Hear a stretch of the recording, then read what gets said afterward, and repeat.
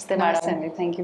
Madam, heart attack రావడానికి ముందు ఏమైనా సిమ్టమ్స్ తెలిసే ఛాన్స్ ఉంటుందా? ఉంటాయి. అంటే కొందరికి ఉండకపోవచ్చు, కానీ మెయిన్ క్లాసికల్ సిమ్టమ్స్ ఏమైతే అంటామంటే ఛాతీలో బరువు. ఓకే. బరువు అన్నప్పుడు వెంటనే కార్డియాలజిస్ట్ ఆర్ హాస్పిటల్కి వెళ్ళడం ముఖ్యం. ఛాతీలో బరువు లేదంటే ఇలా పిండేసినట్టు కొందరు ఇలా చూపిస్తారు, దట్స్ లెవిన్స్ అయిన అంటారు, ఇలా పిండేస్తున్నట్టు అనిపిస్తుంది వాళ్ళకి. ఓకే. సో ఆ సిమ్టమ్స్ అంటే typical chest pain. But even మంట కూడా రావచ్చు. ఆ పెయిన్ అనేది వేరే వేరే రకాల్లో కూడా వస్తుంది. సో మంట అనొచ్చు. పిన్ పాయింట్ ఉన్నప్పుడు, ఒకటే దగ్గర పిన్ పాయింట్ ఉన్నప్పుడు unlikely that it is cardiac. Cardiac అవ్వకపోవచ్చు, మసిల్ క్యాచ్ లాగా ఉండొచ్చు. కానీ బరువు, మంట, పిండేస్తున్నట్టు అనిపిస్తుంది అన్నప్పుడు కార్డియాక్ పెయిన్ మోస్ట్ లైక్లీ గుండె నొప్పి అది. అండ్ అన్నిటికంటే ముఖ్యంగా ఏంటంటే నడిచినప్పుడు, మెట్లు ఎక్కినప్పుడు, త్వరగా నడిచినప్పుడు పెరిగిందంటే మోస్ట్ లైక్లీ అది కార్డియాక్ పెయిన్, గుండె నొప్పి. అంటే ఇంక్రీజ్ అవుతానే ఉంటది పెయిన్. అంటే మనకి ఎగ్జాషన్ అప్పుడు ఆక్సిజన్ డిమాండ్ ఎక్కువ అవుతుంది. అవునవును. కానీ హార్ట్ లో ఏమైనా బ్లాక్స్ ఉంటే దాని సప్లై సరిగా అందకపోవచ్చు. రక్తం అందకుండా ఉన్నప్పుడు అలా సప్లై డిమాండ్ మిస్ మ్యాచ్ అంటాం. Okay okay. సో అప్పుడు ఏంటంటే నొప్పి వస్తుంది. So exertional pain and rest తీసుకున్నాము, కూర్చున్నాక తగ్గిందంటే గుండె నొప్పి, మోస్ట్ లైక్లీ గుండె నొప్పి. ఇప్పుడు ఏంటంటే గుండె నొప్పి ఉందా, గుండె నొప్పి అని డౌట్ ఉన్నప్పుడు బెటర్ టు కమ్. పర్వాలేదు గుండె నొప్పి కాదనుకున్నప్పుడు దట్ ఈస్ రిస్క్. అంటే కొందరు జస్ట్ గ్యాస్ పెయిన్ అనుకుంటారు. అవును, చాలా మందికి గ్యాస్ నొప్పికి గుండె నొప్పికి డిఫరెన్స్ అర్థం కాక ఇబ్బంది. ఎగ్జాక్ట్లీ. సో అదే ఎగ్జాషన్. నడిచినప్పుడు పెరిగిందంటే మోస్ట్ లైక్లీ గుండె నొప్పి, కూర్చున్నప్పుడు తగ్గింది అనుకోండి it's most likely chest pain అంటే cardiac pain. And gas pain and cardiac pain చాలా ఓవర్లాప్ అవుతాయి. కానీ గ్యాస్ ఏంటంటే మోస్ట్లీ మీల్ టైంలో అవుతుంది, మంటలాగా అనిపిస్తుంది, వాంతి అయ్యే సెన్సేషన్ కూడా ఉంటుంది. ఎగ్జాషన్ కి దీనికి కనెక్షన్ ఉండదు, కూర్చున్నప్పుడు కూడా అనిపిస్తుంది అది. But better to err on the safer side. మీకు డౌట్ ఉందంటే better to get it check. ఎందుకంటే చాలా మందికి గ్యాస్ట్రైటిస్ అనుకొని వదిలేస్తారు, నెక్స్ట్ డే మార్నింగ్ ఎమర్జెన్సీకి వస్తారు. అవునవును. అండ్ ఎర్లీ మార్నింగ్స్ లో ఎక్కువ అవుతాయి heart attacks. So 3 AM 4 AM ఆ టైంలో ఏమైనా నొప్పితో లేస్తున్నారంటే better to go to the hospital. Okay. ఎందుకని మేడం పర్టికులర్ ఆ టైంలోనే చాలా మంది హార్ట్ అటాక్? అంటే సింపథెటిక్ సిస్టమ్, మన బాడీలో ఏదైతే సింపథెటిక్ పారాసింపథెటిక్ సిస్టమ్స్ ఉన్నాయో ఆ టైంలో యాక్టివ్ ఉంటుంది. సో హార్ట్ రేట్స్ అవన్నీ సడన్ గా పెరిగిన అంటే పీక్స్ లో ఉన్నప్పుడు, ఆక్సిజన్ డిమాండ్ ఎక్కువ ఉన్నప్పుడు ఆ టైంలో హార్ట్ అటాక్స్ వస్తాయి అన్నమాట. సో దట్స్ జనరల్లీ 3-4 AM కి వస్తాయి. చాలా మంది అంటే హార్ట్ అటాక్ వచ్చింది సడన్ గా ఎక్స్పైర్ అయ్యారని చెప్పి వింటూ ఉంటాము. ముందు ఎటువంటి సిమ్టమ్స్ ఉండవు, అసలు ఇంతకు ముందు నొప్పి వచ్చిన ఫీలింగ్ కూడా ఏముండదు. ఎందుకని అలాంటివి జరుగుతుంది? అది సడన్ కార్డియాక్ డెత్ అంటాము. నాట్ ఓన్లీ హార్ట్ బ్లాక్స్ వల్ల కాదు, హార్ట్ రేట్ ఇరెగ్యులారిటీలో కూడా అవుతుంది. సడన్ గా అంటే కొందరికి జెనెటిక్ ప్రీడిస్పోజిషన్ ఉంటుంది, హార్ట్ రేట్ సడన్లీ 240 అలా వెళ్ళిపోయి అరెస్ట్ అయిపోతారు అనమాట, కార్డియాక్ అరెస్ట్ అవుతుంది. లేదా మ్యాసివ్ హార్ట్ అటాక్స్ కూడా అప్పటి వరకు సిమ్టమ్స్ లేకుండా ఆర్ వాళ్ళకి తెలియకుండా సిమ్టమ్స్ వచ్చినట్టు కూడా ఉంటాయి. సడన్ గా మ్యాసివ్ హార్ట్ అటాక్ తో చనిపోతారు. సడన్ కార్డియాక్ డెత్ అంటే మ్యాసివ్ కంట్రం చాలా ఎక్కువ డ్యామేజ్ అయిపోయి సడన్ గా హార్ట్ అటాక్ వస్తుంది. చాలా మంది ఏంటంటే డయాబెటిక్ పేషెంట్స్ లో వారికి టిపికల్ చెస్ట్ పెయిన్ రాదు. వాళ్ళకి ఎలా వస్తుంది అంటే స్వెటింగ్ రావచ్చు, గిడ్డినెస్ రావచ్చు, లేదంటే బ్రెత్లెస్నెస్ రావచ్చు. చాలా మంది జస్ట్ బ్రెత్లెస్నెస్ నడిస్తే ఆయాసంగా అనిపిస్తుంది, కూర్చున్నప్పుడు తగ్గుతుంది అంటారు. ఎందుకంటే డయాబెటిక్ పేషెంట్ లో పెయిన్ సెన్సర్స్ అని కొంచెం బ్లంట్ అవుతాయి. టిపికల్ పెయిన్ రాకుండా వాళ్ళకి ఇలా ఆయాసం వస్తుంది అనుకోండి, వాళ్ళు లైఫ్ స్టైల్ అడ్జస్ట్ చేస్తారు. That is the problem. నేను ఇప్పుడు మెట్లు ఎక్కుతున్నాను, నాకు ఆయాసం వస్తుంది అని వాళ్ళు ఏం చేస్తారు, మెట్లు ఎక్కరు, మేబీ లిఫ్ట్ తీసుకుంటారు, ఆ మెట్లు ఎక్కకుండా వేరేది చేస్తారు. లేదంటే నేను మార్నింగ్ వాక్ మామూలుగా 1 hour చేసేదాన్ని కానీ ఆయాసం వస్తుందని వాళ్ళు అడ్జస్ట్ చేస్తారు. They just walk for 15 minutes. వాళ్ళు ఆ 1 hour చేస్తే వాళ్ళకి ఆయాసం వస్తుంది. సో అప్పుడే ఇవాల్యుయేషన్ కి వస్తే మంచిది. లైఫ్ స్టైల్ అడ్జస్ట్ చేసేసి దాన్ని కొంచెం అంటే బ్రష్ అవే చేసేస్తారు సిమ్టమ్స్. మేడం, కార్డియాక్ అరెస్ట్ అన్నారు కదా, హార్ట్ అటాక్ కి దీనికి డిఫరెన్స్ ఉందా? రెండు ఒకటేనా? అంటే కార్డియాక్ అరెస్ట్ లో ఒక కారణం వచ్చేసి హార్ట్ అటాక్.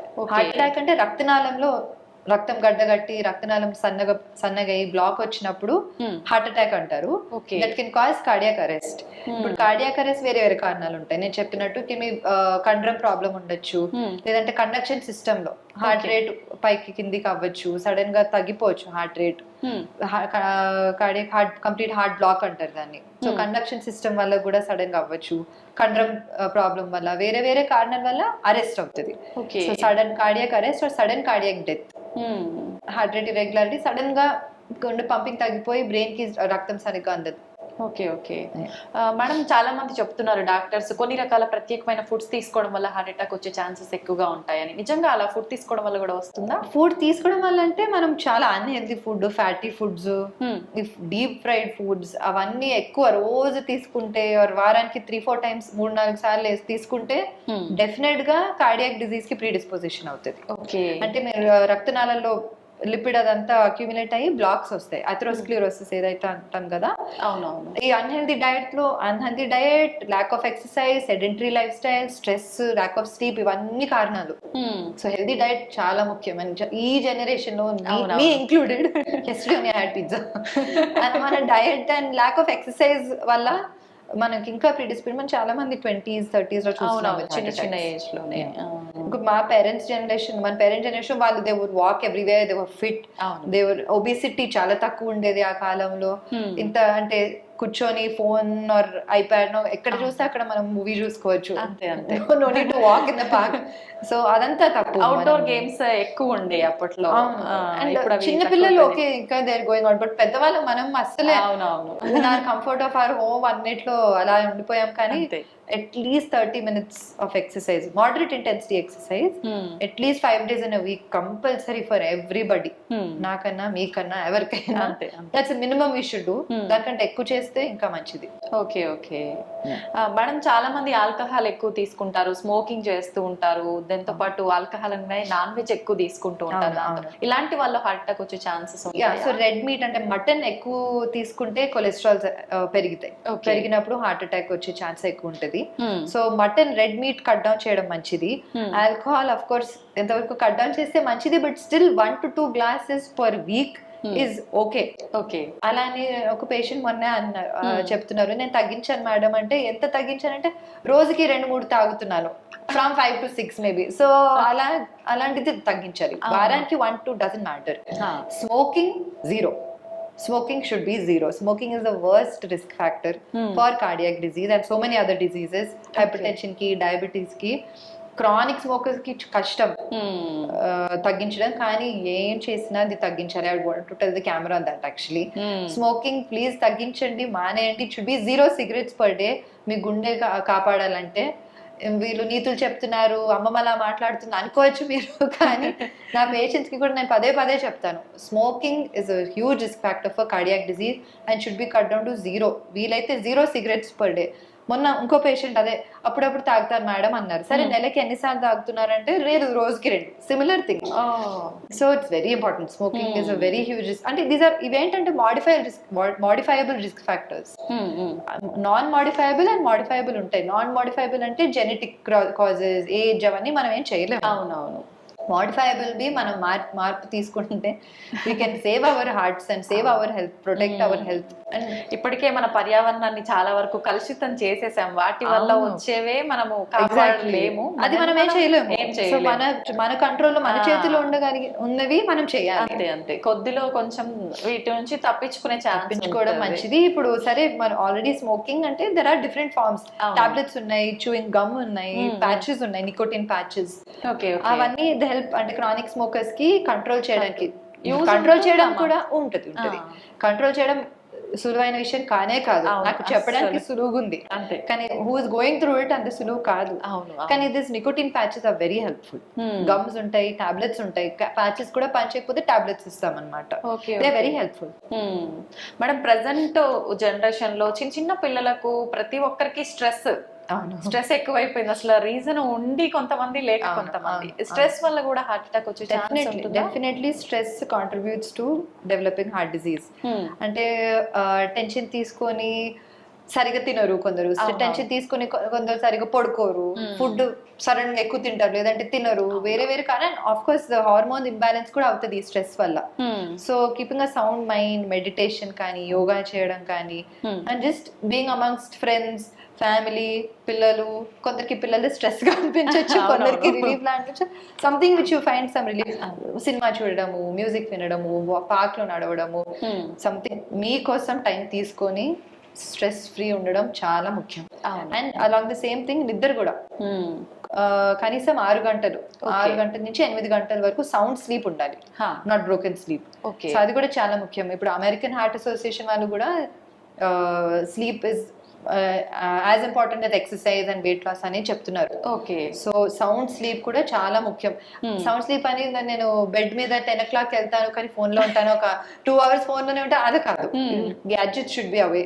అట్లీస్ట్ 1 hour పడుకునే ముందు 1 గంట క్రితం అవన్నీ పక్కన పెట్టేస్తే అప్పుడు సౌండ్ స్లీప్ వస్తుంది. లేదంటే it's too much stimulation mind కి. ఎక్కడ పెడతారు మేడం పడుకునే ఎవ్రీ అంటే ముందు బిఫోర్ సెకండ్ వరకు కూడా అది ఒక్కొక్కసారి వచ్చి మొహం మీద పడేదాకా కూడా చూస్తూనే ఉంటాం చాలా. అలా పట్టుకొని lights off, it's very bad for your eyes, for your brain, for your heart. అవన్నీ పక్కన పెట్టేసి dedicated sleep, stress free environment లో ఉండడం చాలా ముఖ్యం. Okay madam, slow heart attacks అని చెప్పి అంటుంటారు కదా, అంటే సడన్ గా జరిగిపోతుంటాయి, అలాంటివి ఎందుకు వస్తుంటాయి, రీజన్ ఏంటి? అంటే స్లో హార్ట్ అటాక్ అంటే కొందరికి ఏంటంటే పెయిన్ వస్తుంటది. మ్యాసివ్ హార్ట్ అటాక్ అంటే ఆర్టరీ 100% బ్లాక్ ఉన్నప్పుడు ఇలా ఎమర్జెన్సీకి వస్తారు. స్లో హార్ట్ అటాక్ అంటే మెల్లిగా అది బిల్డప్ అవుతుంది, ఆ బ్లాక్ ఇదంటే అంటే డిస్టర్బ్ అవుతుంది, పెయిన్ వస్తుంది. వాళ్ళు ఇన్ టైం వస్తే మనం వెసల్ ఓపెన్ చేసేసి స్టెంట్ వేస్తే వాళ్ళకి గుడ్ రిజల్ట్స్ వస్తాయి.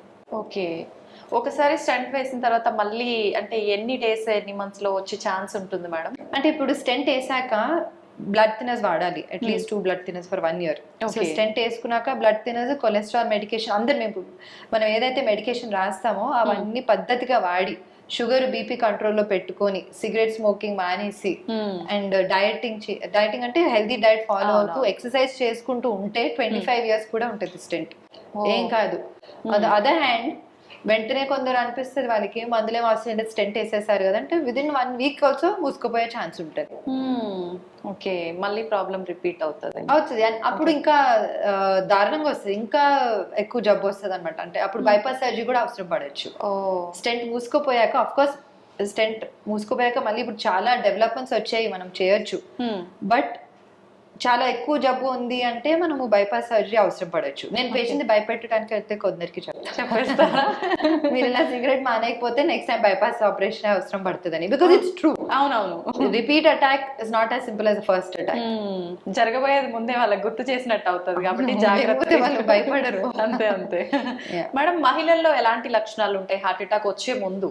సో ఇప్పుడు ఏంటంటే మెనోపాజ్ వరకు మహిళలు చాలా వరకు కాపాడుంటారు హార్ట్ డిసీజ్ కి హార్మోన్స్ వల్ల. మెనోపాజ్ తర్వాత ఆ ఈస్ట్రోజన్ ప్రొజెస్టరాన్ తగ్గిపోయేసరికి they get predisposed to cardiac disease, equal to men, almost equal to men ఉంటుంది. అండ్ ఇంకొకటి ఏంటంటే సిమ్టమ్స్ అయితే సేమ్ ఉంటాయండి, ఫీమేల్స్ కానీ మేల్స్ కానీ, especially diabetic females, obese females లో as much same risk as men. So వాళ్ళు కూడా same breathlessness, chest pain, palpitations అనిపించవచ్చు, స్వెట్టింగ్ రావచ్చు, గిడినెస్ రావచ్చు, అవన్నీ symptoms of heart disease. Madam, చాలా మంది పిల్లల్లో పుట్టుకతోటి హార్ట్ ప్రాబ్లమ్స్ వస్తున్నాయి, హార్ట్ లో హోల్ అని చెప్పి రకరకాలుగా వింటారు, అలా ఎందుకు జరుగుతుంది మేడం? అంటే అది జెనెటిక్ కాజెస్ అనమాట. Atrial septal defect, ventricle septal, ASD, VSD, PDA అంటారు. వేరియస్ కంజనైటల్ హార్ట్ డిసీజ్ పెద్ద ఎంటిటీ, అది ఆల్మోస్ట్ 5,000 పిల్లలకి వస్తుంది అనమాట. సో అది ఏంటంటే కొందరికి వెంటనే తెలుస్తుంది depending on that disease. And paediatrician చూసిన వెంటనే వాళ్ళు ఆస్కల్టేట్ చేస్తారు కదా, వాళ్ళకి మర్మర్స్ ఏమైనా వినిపిస్తే వెంటనే మనం 2 DECO, అందరికి 2 DECO చేయము. సో డౌట్ ఉన్నప్పుడు మనం చేస్తాము. చాలా వరకు అవి క్లోజ్ అయిపోతాయి, హోల్స్ చిన్నగా ఉంటే లొకేషన్ బట్టి 1 year or 3 years వరకు మూసుకుపోతాయి. ఒకవేళ మూసుకోవట్లేదు, చాలా పెద్దగా ఉంది, సిమ్టమ్స్ వస్తున్నాయంటే సరిగ్గా బరువు పెరగట్లేదు, హైట్ పెరగట్లేదు, రిపీటెడ్ కోల్డ్స్ రావడం, అంటే not simple Colts, hospital admissions అవసరం పడే అంత కోల్డ్స్ వస్తున్నాయి అంటే, IV యాంటీబయాటిక్స్ అవసరం పడుతుంది అంటే, దెన్ మనం ఇవాల్యుయేట్ చేసి పీడియాట్రిక్ కార్డియాలజిస్ట్ ఉంటారు, we have a special cardiologist with us, pediatric cardiologist.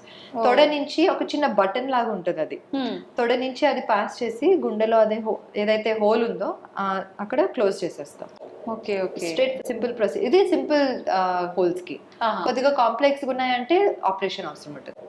Cardiac surgeon has to do it. Future లో మళ్ళీ వీళ్ళకంటే ఏమైనా ప్రాబ్లమ్స్ వచ్చే అవకాశం? ఈ సింపుల్ వాటికైతే ఏమీ ఉండదండి, వాళ్ళు దే ఆర్ ఫైన్.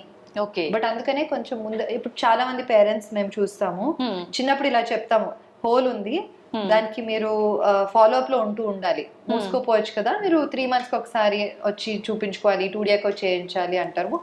తర్వాత అవసరం ఉన్నప్పుడు మేము క్లోజ్ చేస్తామంటాము, వాళ్ళు నెగ్లెక్ట్ చేసేస్తారు, లేదంటే బయటికి చెప్పుకోరు.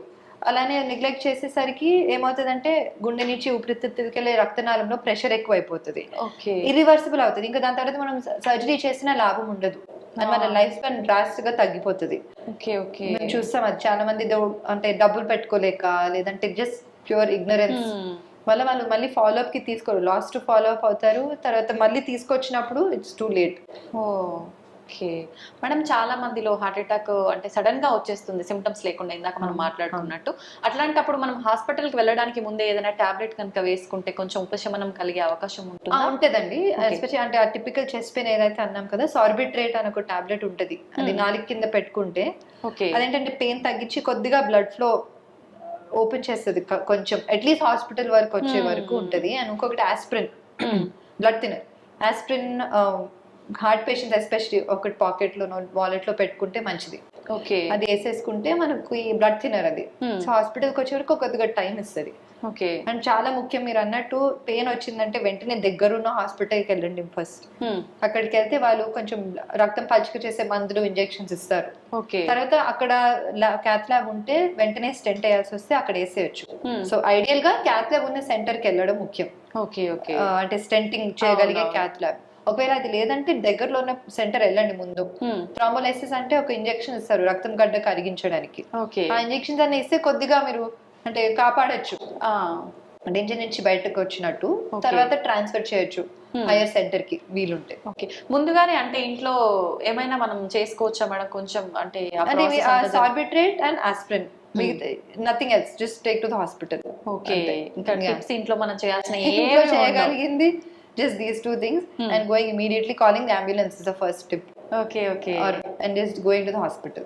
అసలు లేట్ చేయొద్దు. ఇంకా కొందరికి అనిపిస్తుంది ఇలా పొద్దున వెళ్తా కాసేపు పడుకున్నాక తగ్గుతుంది అనుకుంటారు. టిపికల్ పెయిన్, బరువు పిండేస్తున్నట్టు చెమటలు వస్తున్నాయి అంటే వెంటనే వెళ్ళాలి. ఓకే, వెంటనే వెళ్ళండి. ఒకవేళ ఈసీజీ బానే ఉంది, అన్ని బాగా, మళ్ళీ ఇంటికి వెళ్ళొచ్చు. అలానే లేదు పొద్దున వెళ్తే పొద్దున ఎక్కువ అవుతుంది, అదే 100% బ్లాక్ అవ్వచ్చు, 95% ఉన్న బ్లాక్ 100% అయితే ఎమర్జెన్సీ డైరెక్ట్ గా వచ్చేస్తారు. అది కాకుండా ముందే కొంచెం జాగ్రత్త పడితే మంచిది. ఓకే మేడం, చాలా మంది ఆఫ్టర్ కరోనా వ్యాక్సిన్స్ తీసుకున్న తర్వాత హార్ట్ అటాక్స్ ఎక్కువగా వస్తున్నాయి, చాలా మంది హార్ట్ అటాక్ వల్ల చనిపోయారు, ఇలాంటి వార్తలు వింటూనే ఉన్నాం. ఇదంతా నిజమే అంటారా? అంటే వ్యాక్సిన్ వల్ల కాదు, తక్కువ అండి.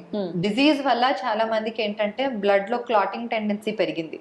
ఓకే, సో రక్తం గడ్డగట్టడం, తొందరగా గడ్డగట్టడం అనేది జరుగుతుంది. యాజ్ సచ్ వ్యాక్సిన్ తో తక్కువే అండి. మేము చూసిందంటే, మనం చూసిందంటే వ్యాక్సిన్ తో చాలా తక్కువ. జబ్బు వల్ల చాలా మందికి హార్ట్ అటాక్ యంగర్ ఏజ్ లో కూడా వస్తుంది. ఓకే, ఒకసారి హార్ట్ అటాక్ వచ్చిన తర్వాత మళ్ళీ నార్మల్ లైఫ్ లీడ్ చేయడం సాధ్యపడుతుంది అంటారా? ఇప్పుడు స్టెంట్ వేసాక 1 day ఐసీయూలో పెడతాము, 24 hours అబ్జర్వేషన్, 1 day రూమ్ లో, next day they go home. ఇంటికి వెళ్ళాక ఇంట్లో అటు ఇటు నడవాల్సిందే, అసలు నో బెడ్ రెస్ట్ తీసుకోవాలనేది కాదు, లేదు. ఇంట్లో అటు ఇటు నడవాలి, మందులు వాడుకోవాలి. 10 రోజులు అయ్యాక ఆఫ్టర్ ఓపీ విజిట్ అయ్యాక వాళ్ళు నార్మల్ లైఫ్ బ్రతకచ్చు. మెల్లిగా వాళ్ళ రొటీన్, వాళ్ళ వర్క్ కి వెళ్ళిపోవడము, డ్రైవింగ్ చేయడము, అన్ని మెల్లిమెల్లిగా ఓవర్ 1 month అన్ని మొదలు పెట్టుకోవచ్చు. బట్ మందులు వాడాలి. ఎక్కువగా అంటే చాలా మంది ఓవర్ వెయిట్ ఉన్న వాళ్ళలో కూడా హార్ట్ అటాక్ వచ్చే ఛాన్స్ ఉంటుంది కదా. ఇప్పుడు పిల్లలు చూసుకుంటే ఈ జంక్ ఫుడ్ వల్ల చాలా వరకు చిన్న చిన్న ఏజ్ లోనే ఓవర్ వెయిట్ ఉంటున్నారు, వాళ్ళకి కూడా వచ్చే అవకాశం ఉంటుంది. అంటే అంత చిన్న పిల్లల్లో కాదు, బట్ ఆఫ్ కోర్స్ 20s లో చూస్తున్నాము. కానీ చిన్న వయసు నుంచి కొంచెం హెల్తీ డైట్, అలా అని పిల్లలకి డైటింగ్ అది కూడా చూసాను నేను. కొందరు పిల్లల్ని కూడా రిస్ట్రిక్ట్ అంటే డైటింగ్ లాగా అలా కాదు, జంక్ ఫుడ్ కట్ డౌన్ చేయండి. Junk food and chocolates and cakes, fried foods, దాని కాకుండా మామూలు హెల్తీ ఫుడ్ ఇస్తే. అండ్ ఎక్సర్సైజ్, పిల్లలకి కూడా at least 1-2 hours outdoor place compulsory in a day. So అలా చేసుకుంటూ చిన్న వయసు నుంచి కొంచెం అది అలవాటు చేస్తే మంచిది. బికాస్ పెద్దగా అయ్యాక ఒబిసిటీ వల్ల చాలా ప్రాబ్లమ్స్ వస్తాయి. ఓకే, ఆల్ సిస్టమ్స్ మీద, హార్ట్ మీద, లంగ్స్ మీద, బోన్స్ మీద చాలా మందికి problem. Obesity is a very big risk factor. Heart attack వచ్చిన వాళ్ళకి వేరే అంటే హెల్త్ ఇష్యూస్ కూడా వచ్చే ఛాన్స్ ఉంటుందా మేడం? ఉంటుందండి. హార్ట్ అటాక్ వల్ల కిడ్నీ మీద బర్డెన్ పడవచ్చు, స్ట్రోక్స్ రావచ్చు, అంటే వేరే హార్ట్ డిసీజ్ వల్ల మెదడుకి స్ట్రోక్ రావచ్చు. అండ్ కార్డియాక్ డిసీజ్ వల్ల అంటే లైఫ్ స్టైల్ చాలా వరకు మారిపోతుంది ఒకవేళ వాళ్ళు సరిగ్గా చూసుకోలేదంటే. ఓకే ఓకే, వంశపారంపర్యంగా కూడా వస్తుంది అని విన్నాం, అది నిజమేనా? నిజమే అండి. జెనెటిక్ కాజెస్ చాలా ఉంటాయి, ఫెమిలియల్ కాజెస్. ఇప్పుడు ఫ్యామిలీ హిస్టరీ ఉంది అనుకోండి, మీకు తెలుసు అనుకోండి, అంటే చిన్న వయసులో లెస్ దెన్ 60s లో పేరెంట్స్ కో, grandparents, first degree relative actually, వాళ్ళకి బైపాస్ సర్జరీ కానీ, స్టెంటింగ్ కానీ, అలా కార్డియాక్ డిసీజ్ ఉందంటే ఇంకా జాగ్రత్త పడాలి. మనం అప్పుడు ఇంకా రెగ్యులర్ చెకప్స్ కి, రెగ్యులర్ కొలెస్ట్రాల్ కంట్రోల్ లో పెట్టుకోవడము, అవసరం ఉంటే ఏమైనా మెడికేషన్స్ వాడడము ఇంకా జాగ్రత్త పడాలి. Because family history strong risk factor for cardiac disease. చాలా మంది అంటే మనం రెగ్యులర్ గా చిన్న చిన్న పెయిన్స్ రాగానే పెయిన్ కిల్లర్స్ ఇలాంటివి వేసుకుంటూ ఉంటారు, వాటి వల్ల కూడా హార్ట్ అటాక్ వస్తుందా మేడం? హార్ట్ అటాక్ అంటే పెయిన్ కిల్లర్స్ వల్ల కొద్దిగా కిడ్నీ మీద ప్రాబ్లమ్, బ్లడ్ ప్రెషర్, అవును, సెకండరీ హైపర్ టెన్షన్ అంటాము. దాని రెగ్యులర్ గా వేసుకుంటే, రోజు పెప్పర్మెంట్ లాగా వేసుకుంటే కష్టం అవుతుంది, బీపీ పెరుగుతుంది, కంట్రోల్ అవ్వదు. ఆ బీపీ పెరగడం వల్ల మనకి కార్డియాక్ ఇష్యూస్ రావచ్చు. ఓకే మేడం, మనకి ఇలాంటి హెల్త్ ఇష్యూస్ ఏమి రాకుండా ఉండాలన్నా ప్రతి ఒక్కరు చెప్పేది మన డైట్ అనేది కరెక్ట్ గా ఉండాలి, లైఫ్ స్టైల్ అనేది టోటల్ గా హెల్దీ లైఫ్ స్టైల్ గా చేంజ్ చేసుకోవాలి. ఏ రకంగా ఉండాలి మేడం డైలీ రొటీన్ అనేది? అదండి, ఇప్పుడు నేను అన్నట్టు 30 నిమిషాలన్నా ఎక్సర్సైజ్ చేయాలి. అదేం ఎక్సర్సైజ్ మీ లైఫ్ స్టైల్ కి సూట్ అయినట్టు, walking, jogging, cycling, swimming, yoga ఏదైనా అవ్వచ్చు. 30 నిమిషాలు వారానికి 5 రోజులన్నా కంపల్సరీ ఎక్సర్సైజ్ చేయాలి. రెండోది వచ్చేసి ఈ హెల్దీ డయట్ కొంచెం ఫాలో అవ్వాలి. అంటే జంక్ ఫుడ్, ఫ్రైడ్ ఫుడ్, అప్పడాలు, పచ్చళ్ళు, నూనె కొద్దిగా కంట్రోల్లో పెట్టుకొని అలా పాటిస్తూ కొంచెం అప్పుడప్పుడు చెకప్స్ వస్తూ బీపీ, షుగర్ అన్ని కంట్రోల్ ఉన్నాయి అనేది చూసుకుంటూ, అంటే 100% ప్రొటెక్షన్ అని కాదు. చాలా మంది పేషెంట్స్ అంటారు, నేను సిగరెట్ తాగను, డ్రింక్స్ తాగను, అయినా కానీ హార్ట్ అటాక్ వచ్చింది, రేపటి నుంచి నేను మొదలు పెడతానని అంటారు. So many patients. సో అలా కాదు, ఇప్పుడు అదే చాలా మన కంట్రోల్లో లేని ఉంటాయి కదా, జెనెటిక్ కాజెస్ ఆల్మోస్ట్ 30% కాంట్రిబ్యూషన్ ఉంటుంది. సో మనం చెప్పుకోలేము ఎవరికి ప్రీడిస్పోజిషన్ ఉంది, ఎవరికి లేదు అనేది. సో మన కంట్రోల్లో ఉన్నవి మనం జాగ్రత్తలు పడాలి, లేనివి ఇంకా మనం ఏం చేయలేము. అంతే. ఓపెన్ హార్ట్ సర్జరీ ఎటువంటి సిచ్యువేషన్ లో అవసరం పడుతుంది మేడం? ఇప్పుడు గుండెలో 3 రక్తనాళాలు ఉంటాయి. సో మూడిట్లోనూ సివియర్ జబ్బు చాలా ఎక్కువ తీవ్రంగా ఉన్నప్పుడు, కాల్షియం ఎక్కువ ఉన్నప్పుడు, రక్తనాళాల్లో కాల్షియం ఉన్నప్పుడు, అండ్ మెయిన్ వెసల్ నుంచే జబ్బు మొదలైందంటే బైపాస్ సర్జరీ బెటర్ ఆప్షన్ అన్నమాట. కానీ అలా లేనప్పుడు మల్టిపుల్ స్టెంట్స్ కూడా అయ్యొచ్చు. కానీ సో మేము డిసైడ్ చేస్తాం అనమాట, ఒక స్కోరింగ్ సిస్టమ్ ఉంటుంది. 3 రక్తనాళాలలో జబ్బు ఉన్నప్పుడు ఇదా అదా అనే ఒక స్కోరింగ్ సిస్టమ్ ఉంటుంది. దాని ప్రకారంగా స్టెంటింగ్ సేఫా, బైపాస్ సర్జరీ సేఫ్ అనేది మేము డిసైడ్ చేసి సర్జన్ తో కూర్చుంటాం అనమాట. హార్ట్ టీమ్ అప్రోచ్ అంటారు దాన్ని. సో కూర్చొని ఈ పేషెంట్ కి ఏజ్ ప్రకారంగా, డయాబెటిక్, కోమార్బిడ్స్ ప్రకారంగా ఏది మంచిది అనేది డిసైడ్ చేసి చేస్తాము. ఓకే, ఆపరేషన్స్ అనగానే జనరల్ గా అది ఎటువంటి ఆపరేషన్ అయినా చాలా మంది టెన్షన్ పడుతూ ఉంటారు. దీనికి సంబంధించిన, హార్ట్ కి సంబంధించిన ఆపరేషన్స్ అంటే ఎక్కువగా భయపడాల్సిన అవసరం ఉందంట? అంటే మేజర్ సర్జరీ అండి, డెఫినెట్లీ మేజర్ సర్జరీస్. గుండెని బైపాస్ మెషిన్ మీద పెడతాము, అవన్నీ చేస్తారు. కానీ వెరీ క్వాలిఫైడ్ సర్జన్స్ ఉన్నారు. సో అది ఆపరేషన్ అయ్యాక కూడా కొద్దిగా ఐసీయూలో ఎక్స్టెండెడ్ స్టే ఉంటుంది. అది అయ్యాక కొంచెం చెస్ట్ ఫిజియోథెరపీ అవన్నీ చేసి మేము కొంచెం extended stay compare to stenting. కానీ అవసరం ఉన్నప్పుడు చేయాల్సిందే. దానికి భయపడుకుంటూ నేను చెయ్యను అంటే కష్టం. అలా కూడా చేశాను నేను పేషెంట్స్. నేను US కి వెళ్ళాలి, సో నేను ఇప్పుడు నాకు నొప్పి వస్తుంది, నేను ఇప్పుడు ట్రెడ్మిల్ లో ఏమైనా చేస్తే అదేదో బయట పడుతుంది, మీరు మళ్ళీ యాంజియోగ్రామ్ అంటారని చేయించుకోరు. నేను చెప్తాను అది మంచిది కదా, బయట పడితే మనం దానికి ఏమైనా చేయొచ్చు, దానికి అవసరం ఉంటే బైపాస్ సర్జరీ చేస్తారు. US కి 2 months తర్వాత వెళ్తారు, అంతే. సో ముందు మన కాంప్లికేషన్స్ ఎక్కువగా రాకుండా ముందుగానే జాగ్రత్త పడితే. అవును, అంటే భయపడతారు చాలా మంది. ఇప్పుడే హాస్పిటల్కి వెళ్తే వాడు ఏదో ఒకటి బయటికి, అంటే ఏదో ఒకటి వస్తుంది, బయట పడుతుంది, అప్పుడు ఇది చేస్తానంటే మంచిది కదా, ముందే చేస్తే మంచిది. మళ్ళీ ఎమర్జెన్సీలో రాకుండా ముందే చేసుకుంటే మంచిది. ఏ కాలు నొప్పో, చేయి నొప్పో వాటికి సంబంధించిన సర్జరీస్ అంటే వేరే మేడం. హార్ట్ ఆగిపోయిందంటే ఏం చేయలేం కదా. అసలు జనరల్ గా హార్ట్ పెయిన్ అనగానే మామూలు టెన్షన్ ఉండదు. టెన్షన్ వల్ల ఇంకా పెయిన్ ఎక్కువ కూడా అయ్యే అవకాశం, రిస్క్ లో పడే అవకాశం కూడా ఉంటుంది కదా. అండ్ ఎమర్జెన్సీ సిచ్యువేషన్ లో బైపాస్ సర్జరీ హైయర్ రిస్క్ అన్నమాట. ఎమర్జెన్సీ వచ్చినప్పుడు ముందు స్టెంట్ వేసేసి అవసరం ఉంటే తర్వాత అన్న బైపాస్ సర్జరీ వేరే రక్తనాళానికి కూడా చేస్తాము. అందుకని ముందుగా మనం చేసుకుంటే బైపాస్ ఆ స్టెంట్ అనేది లెస్ రిస్క్ ఉంటుంది ఎమర్జెన్సీలో వచ్చే కంటే. ఓకే, చాలా వరకు అంటే ఆపరేషన్స్ జరిగేటప్పుడు బీపీలు, షుగర్లు ఇలాంటివి ఎక్కువగా ఉన్నప్పుడు ఆపరేషన్స్ కొంచెం సేపు డిలే చేయడము అట్లా చేస్తుంటారు కదా మేడం. మరి హార్ట్ ఆపరేషన్ కి బీపీ, షుగర్ ఉన్న పేషెంట్స్ కి ఇంకా అవసరం పడచ్చు బైపాస్ సర్జరీ.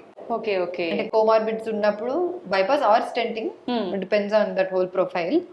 బట్ అప్పుడు అవి ఉండగా మనం చేయాలి, దానివల్లే కదా వస్తుంది, కాబట్టి మనం చేయాలి. ఆఫ్టర్ ఆపరేషన్ ఎలాంటి కాంప్లికేషన్స్ వచ్చే ఛాన్సెస్ ఉంటుంది మేడం? అంటే తక్కువ అండి. ఇప్పుడు మనం అదే నేను చెప్పినట్టు అన్ని పాటిస్తే కాంప్లికేషన్స్ రావడం తక్కువ. అదే వెరీ రేర్ కేసెస్ లో స్టెంట్ మూసుకోపోవచ్చు. ఓకే, ఆర్ సడన్ గా మళ్ళీ రిపీట్ హార్ట్ అటాక్స్ రావడము, హార్ట్ రేట్ వేరియేషన్స్ అవన్నీ, కానీ వెరీ రేర్ అండి. ఓకే. అడ్వాన్స్డ్ ట్రీట్మెంట్స్ ఏమైనా కొత్తగా వచ్చాయా మేడం హార్ట్ కి చాలా సంబంధించి? వచ్చాయండి. Especially valve replacements. ముందు ఆ కవాటం అనేది మార్చడానికి బైపాస్ ఓపెన్ హార్ట్ సర్జరీ చేయాల్సొచ్చేది ఓపెన్ ఓకే. హార్ట్. హ్మ్. కానీ ఇప్పుడు తొడ నుంచి రక్తనాళం ద్వారా మనము మార్చగలుగుతున్నాము. ఓహ్! అగైన్ సెలెక్ట్ పేషెంట్స్‌లో. ట్రాన్స్ catheter aortic valve replacement, mitral valve replacement అంటారు దాన్ని. So okay. చాలా అడ్వాన్స్‌మెంట్స్ వచ్చాయి. హ్మ్. అండ్ ముందుగా ఇంకా చాలా రీసెర్చ్ అవుతుంది. So lot of exciting things are coming up. Okay. Advanced treatment అనగానే ఖచ్చితంగా ఎక్కువ ఖర్చు అవుతుందేమో అని అనుకుంటారు. అలాంటి ప్రస్తుతానికి వాళ్ళకి అది నిజమే అండి. హ్మ్. ప్రస్తుతానికి ఎస్పెషల్లీ ఇండియాలో ఓకే. కాస్ట్ హైయర్ సైడ్ లో ఉంది. హ్మ్. ఇప్పుడు అంటే ఫ్యూచర్ లో మేబీ ఎక్కువ మందికి చేయాల్సి వచ్చినప్పుడు or ఎక్కువ మందికి అది కొద్దిగా అవేర్నెస్ పెరిగాక కాస్ట్ కూడా కొద్దిగా తగ్గిపోవచ్చు. ఇప్పుడు ఎలా స్టెంటింగ్ కి కూడా ఇప్పుడు గవర్నమెంట్ క్యాప్ వేశారు కాబట్టి అఫోర్డబుల్ అయిపోయాయి ఇవన్నీ. అలాగే ఇవి కూడా అఫోర్డబుల్ అవుతాయి అని అనుకుంటున్నాము. ఓకే. హలో ఫ్రెండ్స్, నేను డాక్టర్ కేడి మోదీ, ఇక్కడ హైదరాబాద్లో ఆదర్శ్ నగర్లో అండ్ కేర్ హాస్పిటల్ నాంపల్లిలో ఎండోక్రైనాలజిస్ట్ ప్రాక్టీస్ చేస్తాను. నా 50 to 60% patient sugar patient. So ఈరోజు నేను షుగర్ పేషెంట్కు లైఫ్లో మానిటరింగ్కి ఇంపార్టెన్స్ ఏముంది అది చెప్తాను. అందరికీ తెలుసు కి షుగర్ పేషెంట్ మంచిగా పథ్యం చేయాలి, రెగ్యులర్ ఎక్సర్సైజ్ చేయాలి, రెగ్యులర్ మెడిసిన్ వాడాలి. బట్ ఎవరికి ఇది తెలియదు కి మానిటరింగ్కి ఇంపార్టెన్స్ ఏముంది. మానిటరింగ్ అంటే జనరల్లీ మానిటరింగ్ అంటే అందరికీ అట్లా రెగ్యులర్ షుగర్ చెక్ చేయాలి, అది monitoring. But only sugar testing is not enough. So అన్నీ చాలా important. First and most important is మీ వెయిట్ మెయింటైన్ చేయాలి. ఎనీ షుగర్ పేషెంట్కు వితౌట్ ఎనీ రీజన్ వెయిట్ తగ్గుతుంది అంటే షుగర్ అన్కంట్రోల్ షుగర్కి first symptom weight loss. And without diabetes కూడా మీకు without any reason weight loss అవుతుంది అంటే ఫస్ట్ థింగ్ మీరు వెయిట్ చెక్ చేయాలి. సో ప్రతి నెల మీరు వెయిట్ చెక్ చేయండి. అండ్ కొన్ని షుగర్ మెడిసిన్ వల్ల కూడా వెయిట్ పెరుగుతుంది, కొన్ని మెడిసిన్ వల్ల తగ్గుతుంది. సో వెయిట్ మానిటరింగ్ ఈజ్ చాలా ఇంపార్టెంట్. అండ్ సేమ్ వెయిట్ మషిన్లో మీరు ప్రతి నెల వెయిట్ చెక్ చేయాలి. మీ బీపీ మానిటరింగ్ కూడా చాలా ఇంపార్టెంట్. రెగ్యులర్లీ మీకు బీపీ ఉంది అంటే మీరు హోమ్ మానిటరింగ్ అది కొత్త కన్సెప్ట్ ఉంది. మీరు ఇంట్లో రెగ్యులర్ డిఫరెంట్ టైమింగ్లో బీపీ చెక్ చేయాలి. మీకు బీపీ 130/80 ఉండాలి. మీరు బీపీ చెక్ చేస్తే ఇమీడియట్లీ ఆఫ్టర్ ఫుడ్ 1 hour వరకు చెక్ చేయొద్దు. మీరు రిలాక్స్ పొజిషన్లో అయితే మీకు యూరిన్కి అర్జు ఉంది ఈ టైంలో కూడా చెక్ చేయొద్దు. సో అట్లా మీకు అన్ని రూల్స్ రెగ్యులేషన్ తెలుసుకోవాలి కి బీపీ ఎప్పుడు చెక్ చేయాలి. And 130/80 is your target. And third thing is sugar testing. నవ్వు అది SMBG అంటారు. SMBG అంటే self monitoring of blood glucose, SMBG. So ఇప్పుడు సిటీలో అర్బన్ ఏరియాలో అవేర్నెస్ పెరిగింది. Most of the patient they have glucometer at home. So మీరు sugar oral ట్యాబ్లెట్లో ఉంది, మీకు అవసరం ఉంది అంటే ప్రతి నెలకు 2 సారి తిన్నాక షుగర్ చెక్ చేయాలి. ఎప్పుడైనా మీ తినకుండా షుగర్ 120 లోపల ఉండాలి, తిన్నాక 180 లోపల ఉండాలి. యంగ్ పేషెంట్ అయితే 160కి టార్గెట్ ఇస్తాను. ఎల్డర్లీ పేషెంట్కు 180 వరకు పర్వాలేదు. మీ 3 monthsకి ఎవరేజ్ షుగర్ HbA1c ఎప్పుడైనా 7% లోపల ఉండాలి. అది మీరు 3 monthsకు ఒకసారి చెక్ చేయాలి. సో కొన్ని పేషెంట్కు షుగర్ చాలా ఫ్లక్చుయేట్ అవుతుంది. షుగర్ ఫ్లక్చుయేషన్ అయితే మీరు డైలీ చెక్ చేయాలి. Especially those are on insulin, మీకు 2 సారి 3 సారి 4 సారి ఇన్సులిన్ అవసరం పడుతుంది. మీ షుగర్ చాలా ఫ్లక్చుయేట్ అవుతుంది. సో ఈ పేషెంట్కు daily self monitoring. First fix fasting first. So మీ ఫాస్టింగ్ షుగర్ ఫస్ట్ కంట్రోల్ ఉండాలి 120 లోపల. ఒకసారి మీ ఫాస్టింగ్ షుగర్ కన్సిస్టెంట్లీ నార్మల్ వస్తుంది అంటే సెకండ్ స్టేజ్ ఈజ్ తిన్నాక షుగర్. తిన్నాక షుగర్ 180 లోపల ఉండాలి. సో మీరు ఫాస్టింగ్, పోస్ట్ లంచ్ అట్లా రెగ్యులర్ ట్యాబ్లెట్ వాడుతున్నారు అంటే కూడా మీరు వారానికి 2 వారాలకు ఒకసారి కంపల్సరీ చెక్ చేయాలి. కొన్ని పేషెంట్కు CGM అవసరం పడుతుంది. CGM అంటే ఒక చిన్న చిప్ ఉంది, అది మీకు బాడీలో పెట్టారు. అది బాడీ లోపల కాదు, అవుట్ సైడ్ స్కిన్లో. అది 15 days అవుతుంది అనేది మీకు continuous sugar monitoring, every 3 minutes sugar monitoring అవుతుంది. సో ఇది దాంట్లో గ్రాఫ్ ఎట్లా వస్తుంది నేను చూపిస్తాను. అది అట్లా ఈ పేషెంట్కి చూడు, ఇది గ్రాఫ్ ఉంది, అది టార్గెట్ TIR అంటారు. TIR అంటే time in range. Me 70% reading green జోన్లో అంటే 70 to 180 మధ్యలో ఉండాలి. ఈ పేషెంట్కు ఉంది. ఈ పేషెంట్కి చూడు, డైలీ గ్రాఫ్ చూస్తే అన్ని రీడింగ్ నార్మల్ రేంజ్లో ఉంది. కొన్నిసారి కొంచెం పెరుగుతుంది, బట్ మ్యాక్సిమం రీడింగ్ అది గ్రీన్ జోన్లో ఉంది. కొన్నిసారి ఇది రెడ్ ఏరియా అంటే కొన్నిసారి లో షుగర్ అవుతుంది, 70 లోపల పోతుంది. దీనికి కాంట్రాస్ట్లో ఈ పేషెంట్కి ఇంకా ఒక పేషెంట్కి చూపిస్తాను. ఈ పేషెంట్కి చూడు, only 35% reading is TIR. TIR అంటే టైమ్ ఇన్ రేంజ్. అండ్ ఈ పేషెంట్కి గ్రాఫ్ చూస్తే maximum reading out of control ఉంది చూడు. సో ఈ పేషెంట్కు ఇన్సులిన్ ఎట్లా అడ్జస్ట్ చేయాలి, ఏ ఇన్సులిన్ పెంచాలి, బోలస్ ఇన్సులిన్ పెంచాలి, బేజల్ ఇన్సులిన్ పెంచాలి, దీనికోసం ఇది CGM కంటిన్యూస్ గ్లూకోజ్ మానిటరింగ్ చాలా ఇంపార్టెంట్. చిన్న చిప్ పెడతారు, అది చిప్లో అన్నీ, ఈ చిప్ వల్ల ప్రాబ్లం ఏం లేదు చూడు, అట్లా చిన్న ఉంది చూడు. ఈ పెడితే మీకు కంటిన్యూస్ గ్రాఫ్ వస్తుంది, కనిపిస్తుంది. So every 3 minutes you get reading and sugar is going out of range or below range or above range to signal వస్తుంది. సో అది CGM అంటారు. తర్వాత అన్ని షుగర్ పేషెంట్కు కిడ్నీకి రిస్క్ ఎక్కువ, కంటికి రిస్క్ ఎక్కువ. సో మీరు మినిమం సంవత్సరాలకు ఒకసారి అట్లా రెటినా టెస్టింగ్ చేయాలి. ఫండస్ ఫోటోగ్రఫీ అంటారు. Fundus photography especially long standing diabetes, మీ డయాబెటీస్ 5 years కన్నా ఎక్కువ డ్యూరేషన్ అయింది అంటే ఫండస్ రెటినా టెస్టింగ్ చేయాలి. సో ఇది అన్నీ చాలా ఇంపార్టెంట్ ఉంది. షుగర్ పేషెంట్కు మానిటరింగ్ అంటే ఓన్లీ షుగర్ మానిటరింగ్ అట్లా కాదు, weight monitoring, BP monitoring, then blood sugar testing, then యూరిన్లో ప్రోటీన్ పోతుంది లేదు, యూరిన్ ఆల్బ్యూమిన్ యూరియా ఉందా లేదా, normal urine albumin creatinine ratio 30 లోపల ఉండాలి. సో సంవత్సరాలకు ఒకసారి మీ కిడ్నీకు రిస్క్ ఉంది లేదు, అందరికీ కిడ్నీ అంటే creatinine urea, but creatinine urea ఎక్కువ వస్తే చాలా అడ్వాన్స్ స్టేజ్. దీనికి ముందు మీరు urine albumin creatinine ratio UACR అది చెక్ చేయాలి.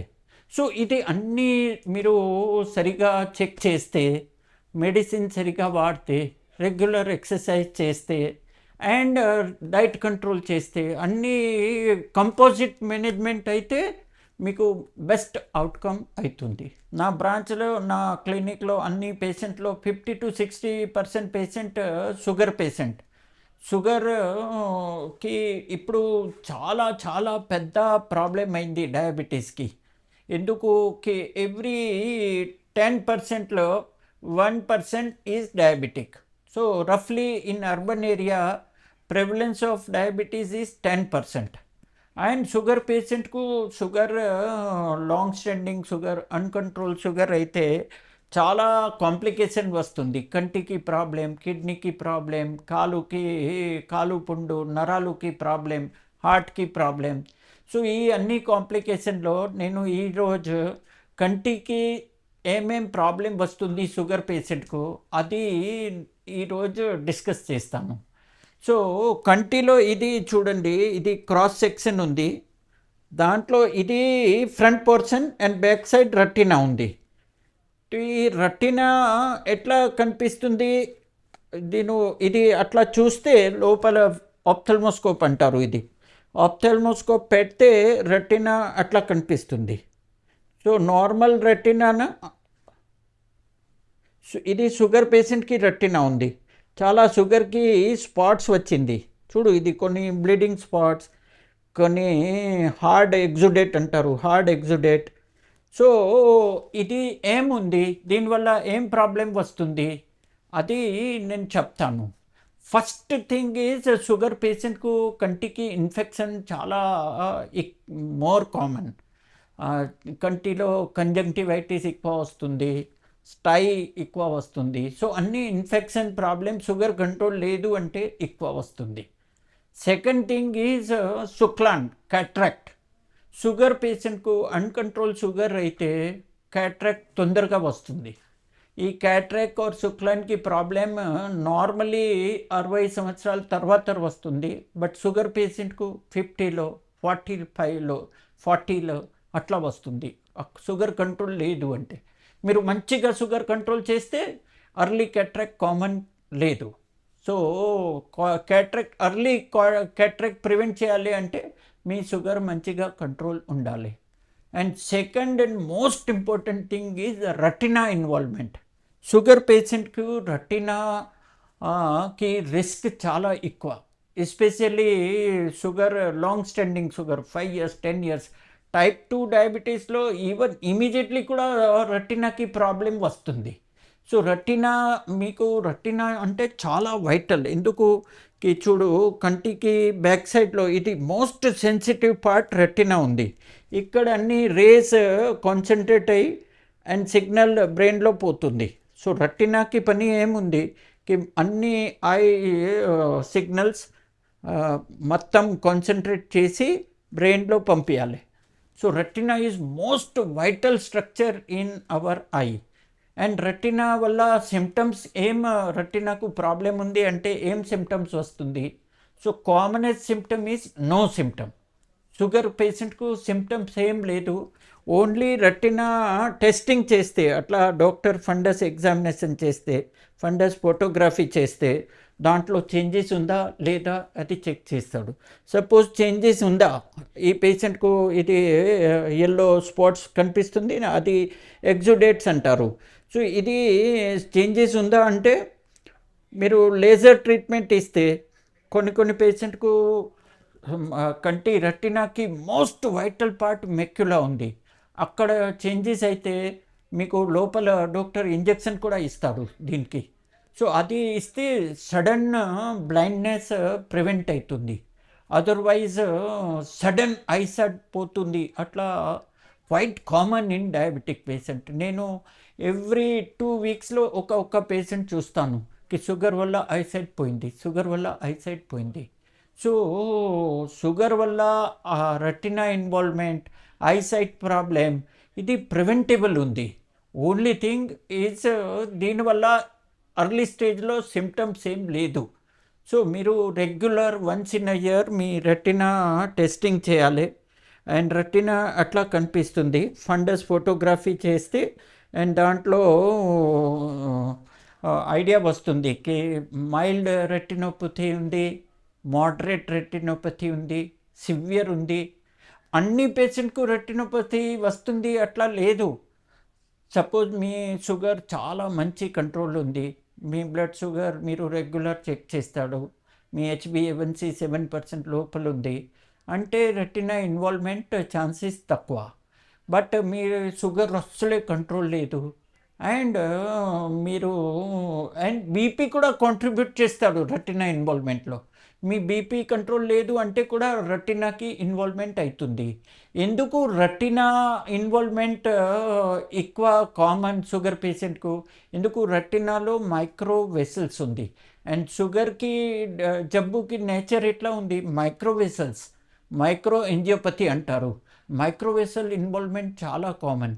సో మైక్రోవెసల్ ఇన్వాల్వ్మెంట్ అయితే మీ రెటినా ఖరాబ్ అవుతుంది, దాంట్లో స్పోర్ట్స్ పడుతుంది, కొన్నిసారి రెటినా డిటాచ్ అవుతుంది, కొన్నిసారి రెటినా అండ్ రెటినాకి ఫ్రంట్ సైడ్లో లిక్విడ్ ఉంది, అది విట్రస్. సో విట్రస్ హెమరేజ్ అవుతుంది. సో విట్రస్ హెమరేజ్ అయితే ఫస్ట్ సిమ్టమ్ సడన్ చూపు పోతుంది.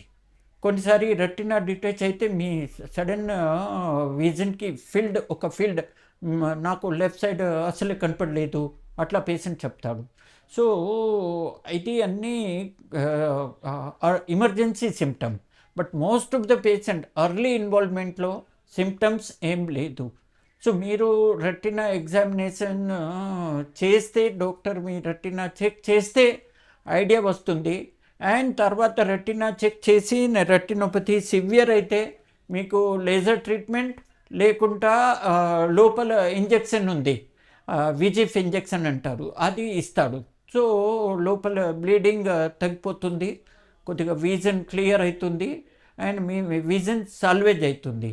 సో ఇది అన్నీ నేను ఎందుకు చెప్తాను కి షుగర్ పేషెంట్కి ఇది వైటల్ ఏరియా ఉంది.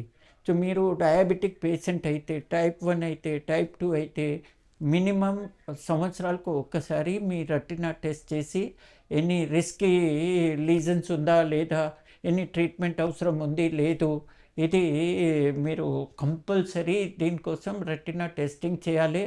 అండ్ రెటినా డిసీజ్ ఇన్వాల్వ్మెంట్కి ప్రివెన్షన్ కోసం most important is sugar control, BP control, రెండు చాలా ఇంపార్టెంట్ ఉంది. Thank you very much. And for more videos, Please subscribe to iDream. Please subscribe to iDream. Please subscribe iDream. And please subscribe to iDream. For more videos, subscribe to iDream. please like, share and subscribe to the channel. Congratulations, iDream. Subscribe to iDream. Subscribe to iDream. So subscribe to iDream Media. iDream ki iDream team అందరికి huge congratulations. Please subscribe iDream Media. Please subscribe to iDream. Subscribe iDream. Please subscribe to iDream. iDream అంటే నా కళల channel subscribe చేసుకున్న నోరు తిరుగుతలేదు, మీరైతే గంట గుర్తు కొట్టండి. For more such videos, please subscribe to iDream. Subscribe to iDream. Please subscribe to iDream. Please subscribe iDream Media. Please do subscribe to iDream. Please subscribe to iDream Media. For best entertainment and information, please subscribe iDream. And don't forget to subscribe to iDream.